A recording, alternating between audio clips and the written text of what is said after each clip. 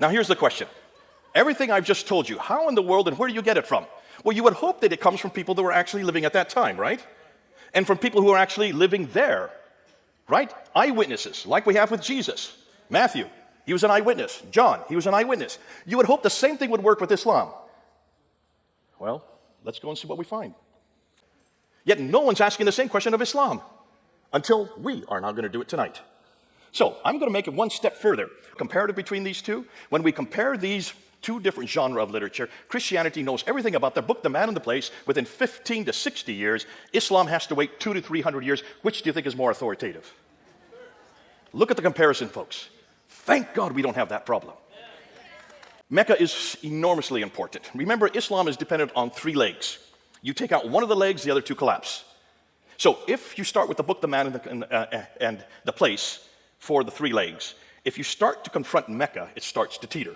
Once you shut down Mecca, everything else collapses.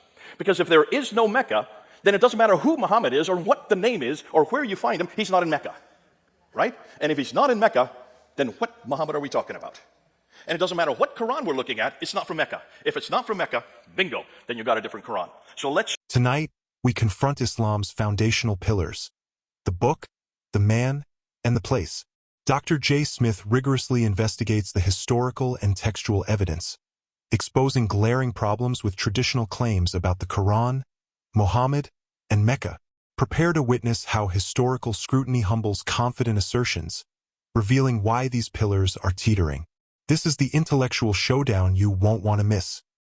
What are the claims that the Muslims make concerning the standard Islamic narrative, S-I-N? Isn't that great, sin? We're going to shut down sin tonight. The standard Islamic narrative are their traditions. This is what every Muslim needs to know. Though every Muslim, whether they are radical or nominal or liberal, how they walk, talk, eat, drink, sleep is dependent on those traditions, on the standard Islamic narrative. Now, they all believe, every Muslim would believe that Muhammad was the last and greatest prophet, born in Mecca in 570, died in Medina in 632, modeled Islam as a paradigm for the whole world, and received the Quran as his final revelation. Therefore, the Quran is his revelation, sent down between 610 and 632. It is the greatest, the only perfectly preserved revelation according to Islam, the final revelation, and it corrects everything that has gone before. Therefore, Islam, naturally, they would say, is their final religion based on Muhammad's life and saying, that's the Sunnah, and on the Quran's teachings. Conclusion? Well, obviously, they're dependent on three things: the book, the man, and the place. And that's what we're going to confront tonight: the book, the man, and the place. The book, the Quran, the man, Muhammad, and the place, Mecca. Since all three are foundational to Islam, without one of them, the others two fall. We should investigate all three, and we're going to do that tonight. But in the 7th century, and in the central part of Arabia, the Hijaz, where Mecca and Medina are placed, to do that, we need to start with the sources. Where are we going to go? Where did all these stories come from? Everything we know about Muhammad, everything we know about Mecca, everything we know about the book itself has to come from a source. Now, let's go and look at that source, because this will underline why there's a problem with everything else tonight. Now, to be that, I want you to look at this map. Here's a map of the Middle East, of Arabia. According to the standard Islamic narrative, Muhammad's empire encompassed that brown area. So look at the brown area. That's what existed in Islam up until 632 when he died. Then what they tell us is the Rashidun period came into existence. That's Abu Bakr, Umar, Uthman, and Ali. The next four caliphs, they encompass that orange area. So there is the expansion moving out. And then you have the Umayyad dynasty, which is the first real big caliphate, according to them. That's the purple area. I don't care too much about the purple area tonight. I want to look at the brown and the orange area, okay? That's the area I want to look at. So from Tripoli in the west all the way to Afghanistan in the east, from Turkey in the north down to Yemen in the south. Bear with me, let's go to it. Now here's what they say. This is their narrative. This is not my narrative. They say that Muhammad was born in 570. The Quran was revealed beginning in 610. He then moves up and goes up from Mecca all the way up to Jerusalem, goes up to the 7 heavens, meets Allah, comes down, meets Moses, and finds out that he's to pray 50 times. Moses says, get it down. So he bounces back and forth between the 7th and the 5th heaven and gets it from 50 down to 30, down to 20, down to 10, down to 5 prayers. So that happens in 621.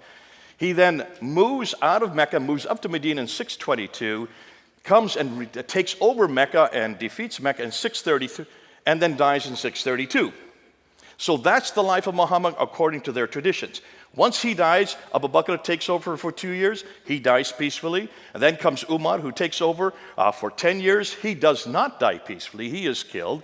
And then, of course, Uthman takes over, and he lasts for about 12 years before he is killed. But while he is there as the caliph, the Quran is finalized. So the Quran, the book we're going to look at tonight, was created. This book that I have in my hands right here is from Uthman. That's what every Muslim will tell you.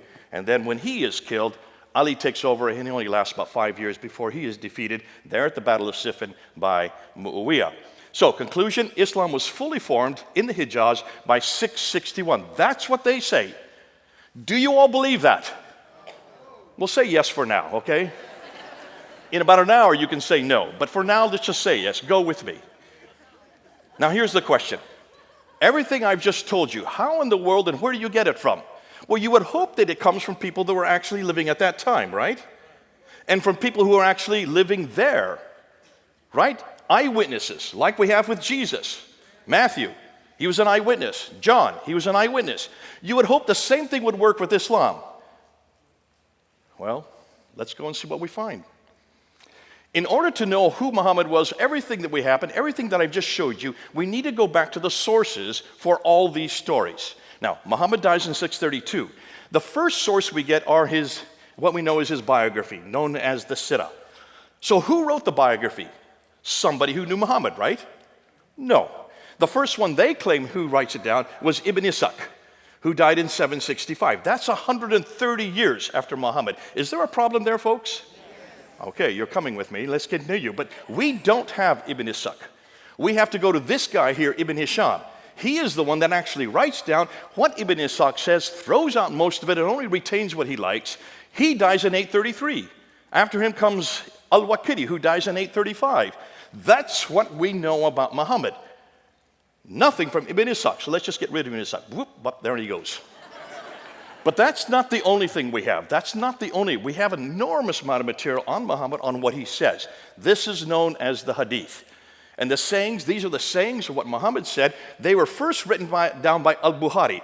Now look at his date, 870. You thought Ibn Ishaq was bad enough. This is 240 years after the fact. And after him, there's others like Sahih Muslim, Ibn Dawud, you have Tirmidhi, you have Majah, you have Abda, and then you have Nasai. So those are the six, what they thought authoritative hadith compilations that were put down. But look at, they're all in the 9th and 10th century, right? And then you have two more genre of what we know as a standard Islamic narrative, the tafsir and the tahqiq. The tafsir would be the commentaries which explain the Quran, and then of course the tafsir, which would be the histories of all mankind up until Muhammad. First written down by Al-Tabari. Look at his date. He died in 923. Now I'm putting you their death dates purposely, because everything was written normally within 20 years of their death dates. That's when they would be written. But it could be changed and continue manipulated all right up until they died.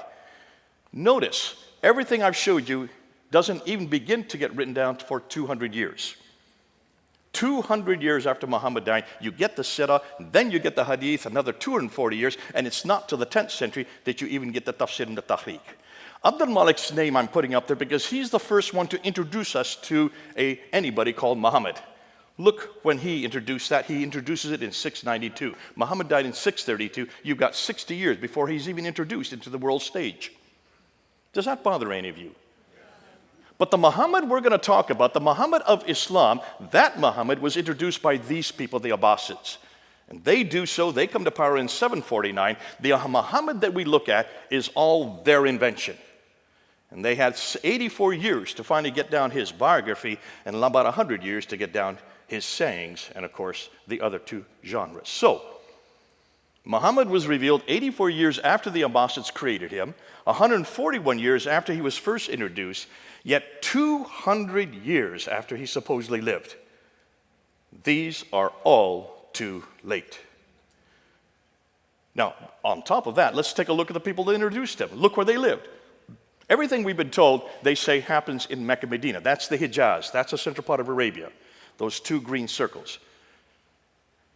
Yet all of the writers of those traditions worked in Baghdad, which is 1,200 miles too far to the north. You have Ibn Hisham, who was born in Basra. He grew up in Cairo, but he did his work in Baghdad. Cairo is over 990 miles from Mecca. Basra is 1,200 miles from Mecca. You have al-Bukhari, who writes the hadith. He is from Bukhara, which is Uzbekistan. That's 2,600 miles away. Al-Tabari, who wrote the Tafsir and the Tahriq, he comes from Tabaristan, northern Iran. That's 1,700 miles away. None of the traditional writers lived or worked in Mecca or Medina. They were all too far to the north of Mecca and came from the west and east of Baghdad. All of these northern areas is where the Abbasids originated from. Are you starting to get the picture? There's a problem here. Everything we know about the man Muhammad, everything we know about the Quran, everything we know about Mecca comes from 200 to 300 years later and hundreds of miles further north. Too late and too far away. Okay, so you say, well, the same happens in Christianity. We've got the same problem. Do we? Let's do the same application. Let's look at our tafsir. Let's look at our hadith. In fact, let's put the same genre that we've just looked at for knowing who the book, the man, and the place is, and let's apply it to Jesus Christ. Because Jesus Christ also has a sirah. That's the biography of Jesus written by Matthew, Mark, Luke, and John. Am I correct? He also has a hadith. Those are the sayings by Matthew, Mark, Luke, and John when it's written in red letters. Every time Jesus speaks, that's red letters. So we also have the hadith of Jesus. We also have the tafsir. Those would be the commentaries written by Paul. Again, the commentaries of what Jesus was saying and doing, Paul then applied to Ephesus and up to Corinth and to Philippi. So that would be the commentaries. And then we also have the Tahriq, which would be the histories. That's the book of Acts, written by Luke. So you have the exact same four genres in Christianity that they have in Islam. Now let's apply the dates for all of them. And I'm going to take the most liberal dates I can find. I'm going to step on all of your toes. Please don't get mad at me. I'm doing it for a reason. So let's look at, first of all, the Tahriq of Jesus. The history of the early church written by Luke between 52 and 62 AD. That's within 20 to 30 years, you already have the Tahriq of Jesus written down. When you look at the tafsir of Paul's letters, he was killed in 65 AD. He was writing within 15 years of Christ's death. So within 50 to 34 years, you already have Paul's commentaries, the tafsir written down. As far as the sirah and the hadith, the first writer to write them down would be Mark.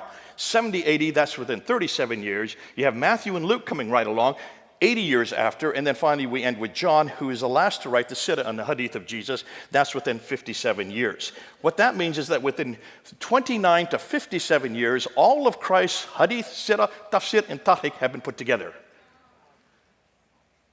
All of the New Testament writers lived in the same place Jesus lived, and they either knew him personally like John and Matthew did, or they got the material from others who saw what he did and heard what he said, like Mark and Luke. You do a comparative between these two. When we compare these two different genres of literature, Christianity knows everything about the book, the man, and the place within 15 to 60 years. Islam has to wait 200 to 300 years. Which do you think is more authoritative? Look at the comparison, folks. Thank God we don't have that problem. As a comparison, if we were to depend on the sources for Jesus compared to what Muslims are dependent on for Muhammad, Jesus would not begin to appear until the 3rd century. How would we defend him? Yet no one's asking the same question of Islam until we are now going to do it tonight. So I'm going to make it one step further. Remember I just got done telling you that Ibn Hisham wrote the sirah of Jesus and he died in 833 and that's 200 years after the fact? You heard me say that, right? I lied. We have nothing from Ibn Hisham. Nothing has been written that was written by this man in the 9th century. So where did this book, this is the book you all have to read. If any of you do any study on Muhammad, you have to read The Life of Muhammad written by Alfred Guillaume. This is the standard work that everybody has to go to. Where do you think it comes from? It doesn't come from Ibn Hisham. It comes from this gentleman right here, Heinrich Ferdinand Wüstenfeld, a German scholar, an Arabist living in the 1800s, who for 2 years between 1858 and 1860 went to 4 different German cities, this is in Europe, to different schools and certainly different libraries, and he just started putting together everything he could find on this man named Muhammad. Put it together in that 2-year period and published it in 1860. That is the biography that all of you have to read. because that was taken by Alfred Guillaume, then translated first into French and then into English. Everything we know about Muhammad comes from that German scholar, and it's only 160 years old. The man who Muslims are dependent on to know who their prophet is or what he did is an elderly German linguist who wrote Muhammad's story 160 years ago, thus over 1,000 years too late. Can you imagine how they're going to defend this? How, if there's any Muslims here, how will you defend your prophet now? Looking how late everything is concerning what he did there in supposedly the 7th century. You can see then the dilemma for scholars today.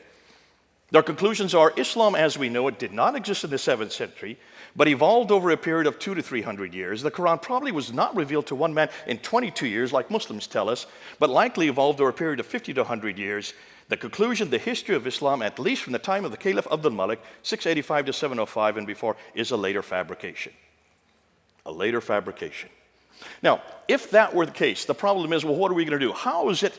You can see what their concern is. They said, well, where do we need to go? Well, I would suggest let's go back to the 7th century. Since we can't trust the 9th and 10th century for what Muhammad was doing or what the Quran was in the 9th and 10th century, let's go back to the century Muhammad lived. Let's go back to the century if Mecca existed. And let's go back to the century that book was written. As Dr. J. Smith has so powerfully demonstrated, the traditional claims of Islam, resting heavily on the Quran as a perfect book, Muhammad as its sole prophet, and Mecca as its undisputed historical center, face significant challenges under rigorous historical scrutiny. Throughout this investigation, we've seen how what initially appear as unshakable truths can be profoundly humbled by a lack of early, corroborating evidence. Dr. Smith's incisive analysis has brought into sharp focus the glaring discrepancies in the historical timelines and the reliance on much later sources for foundational Islamic narratives. This isn't merely an academic exercise. It's a critical confrontation that exposes the vulnerability of claims often presented with an air of unquestionable authority. The competition for truth demands a deeper look, and Dr. Smith has laid bare the uncomfortable reality for those who hold to the standard Islamic narrative. But this is just the beginning. In our upcoming videos, we will dedicate an entire segment to each of these pivotal areas: the man, Muhammad, the book, the Quran, and the place, Mecca. Prepare for even deeper investigations that promise to further humble prevailing assumptions and affirm the robust truth of Christian apologetic. Stay tuned.